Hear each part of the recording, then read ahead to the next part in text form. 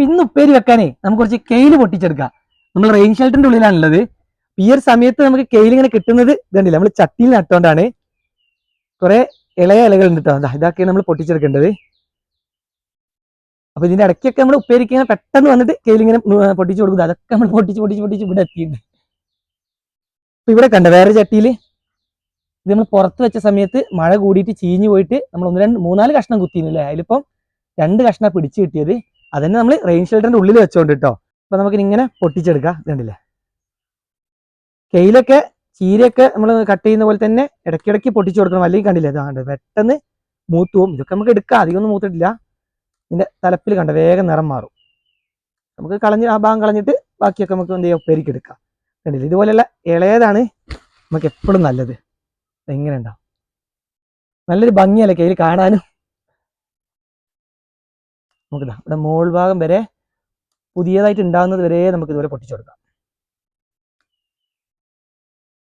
പിന്നെ ഇതൊരു ശീതകാല പച്ചക്കറിയാണ്. അപ്പൊ നമ്മൾ അധികം ഇത് സീസണിലാണ് ചെയ്യല്. സീസണിൽ നമ്മൾ പുറത്തൊക്കെ ക്യാബേജും ബ്രൊക്കോളിയും കോളിഫ്ലവർ ഒക്കെ നടുന്ന പോലെ കൂടുതലും ചെയ്യും. പിന്നെ വേനലായി തുടങ്ങുമ്പോൾ നമ്മൾ ഇതുപോലെ ചട്ടിയിലേക്ക് മാറ്റും. അത് മാറ്റുന്ന വേറെ ഒന്നുമില്ല, നല്ല വെയിലായി കഴിഞ്ഞാൽ ഇത് പോകും. അപ്പൊ ചട്ടിയിലാകുമ്പോൾ നമുക്ക് തണുപ്പുള്ള സ്ഥലത്തേക്കൊക്കെ മാറ്റി വെക്കാം. അങ്ങനെ വെച്ച് മഴക്കാലമാകുമ്പോൾ നമ്മൾ എന്ത് ചെയ്യും, മഴക്കാലം വരുമ്പോൾ ഇത് ചീച്ചിലും വരും. ആ ഒരു സമയത്ത് ഇതുപോലെ റെയിൻ ഷെൽട്ടറിലോ പോളിയോസിന്റെ ഉള്ളിൽ നമുക്ക് ചട്ടി ആയതുകൊണ്ട് എടുത്തും വെക്കാം. അങ്ങനെയൊക്കെ ചെയ്യുന്നതുകൊണ്ടാണ് വർഷം മുഴുവൻ നമുക്ക് ഇതുപോലെ കെയിൽ കിട്ടുന്നത് കേട്ടോ. മറ്റേ ഇതൊക്കെ സീസണിൽ മാത്രമാണ് അധികം എല്ലാവരും ഇതൊക്കെ നട്ടുണ്ടാക്കല്. പിന്നെ നമ്മൾ വയനാട്ടിലായതുകൊണ്ടാണ് എല്ലാ സമയത്തും നമുക്കിത് കിട്ടുന്നതും. ഇടയ്ക്ക് കുറച്ച് തണുപ്പും നല്ല വെയിലുണ്ടെങ്കിലും വേനൽക്കാലത്തും ചെറിയൊരു തണുപ്പൊക്കെ ഉണ്ടാവുമല്ലോ വയനാട്ടിലായതുകൊണ്ട്. അപ്പൊ ഇതിന്റെ ഇടയ്ക്കൊക്കെ നമ്മൾ വീഡിയോ ചെയ്തപ്പോൾ കുറെ ആളുകൾ കെയിലിന്റെ വിത്ത് ചോദിച്ചിട്ടുണ്ടായിരുന്നു. വിത്തിനെക്കാട്ടും പെട്ടെന്ന് കെയിൽ ഉണ്ടായി കിട്ടുക ഇതുപോലെയുള്ള കഷ്ണങ്ങൾ മുറിച്ചു കുത്തുമ്പോഴാട്ടോ.